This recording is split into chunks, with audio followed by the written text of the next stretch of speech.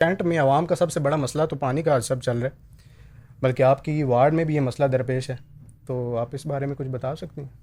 دیکھیں، یہ جو واٹر سپلائی کا ایشو ہے بہت بڑا ایشو ہے.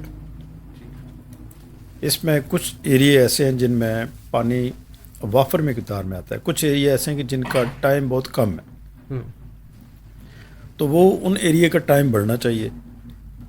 اور جب تک یہ ہمارے سورس نہیں بڑھیں گے، ہمارا سورس بہت کم ہے. خانپور کا سورس ہے، بالکل.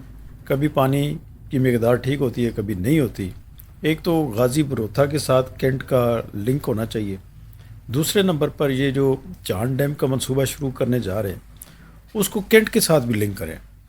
بالکل. تب یہ کینٹ کے باسیوں کا جو مسئلہ ہے، سب سے چاہے وہ کسی بھی محلے گلی کا مسئلہ ہے، وہ حل ہو جائے گا. ایسا پانی کے مسائل کے لیے آپ نے کیا کوئی کردار ادا کیا ہے اپنا؟ پانی آپ کی وارڈ میں بھی یہ مسئلہ درپیش ہے؟